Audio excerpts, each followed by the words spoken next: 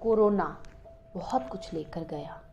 कहीं लोगों से उनके अपने और कहीं लोगों से उनके सपने। किसी को 2 वक्त के खाने का इंतजाम मुश्किल हो रहा था तो किसी के जीवन में घर की 4 दीवारी में कैद रहना सन्नाटा पैदा कर रहा था।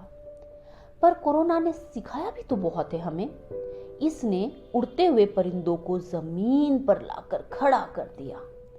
सब कुछ होने के बावजूद हमें लाचारी का सबक दे गया ये। हम कितने लाचार थे कि जिस पैसे को हमने सब कुछ समझा वो हमें हमारी सांसों के लिए ऑक्सीजन खरीद कर नहीं दे पा रहा था। जिनको हम अपने समझते रहे वो सब एक दूसरे से भाग रहे थे।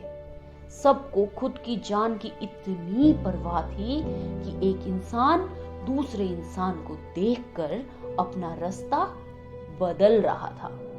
समाज की जो पुरानी रीतें थी, जो रूढ़िवादी परंपरा थी कि एक बेटा ही अपने पिता को मुखाग्नि देगा, एक बेटा ही अपने पिता को कंधा देगा, वो भी तो बदल गया। कहीं पिता और कहीं बेटों की लाशें लिफाफे में बंद जलाई गई। जिस अस्तित्व के लिए लोग बेटा पैदा करना चाहते थे, बेटियों को कोख में ही खत्म करना चाहते थे, उस बेटे के होने के अस्तित्व को कोरोना ने खत्म कर दिया। कोरोना के कंधे बंदूक चलाकर समय ने अपना बल प्रदर्शन कर दिया।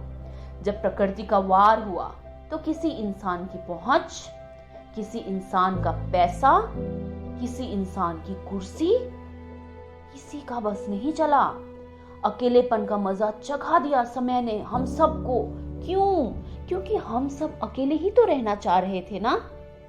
हम ही तो चाह रहे थे कि कोई हमें परेशान ना करे, हम किसी से मिले नहीं, हम किसी से बातें नहीं करें। मोबाइल टीवी में इतने उलझ गए थे हम लोग कि हमारे पास अपनों के साथ साझा करने के लिए कुछ भी नहीं था। कितने खोखले हो चुके थे हम सब।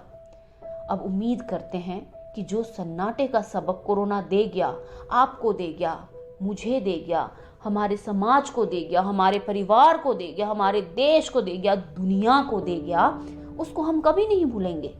और एक दूसरे के साथ हंसते खेलते साथ में रहकर मोबाइल और टीवी की दुनिया से थोड़ा बाहर आकर प्रकृति के साथ जुड़ जाएं, क्योंकि अब समय आ चुका है कि हमें खुद को प्रकृति के जड़ों के साथ जोड़कर रखना चाहिए।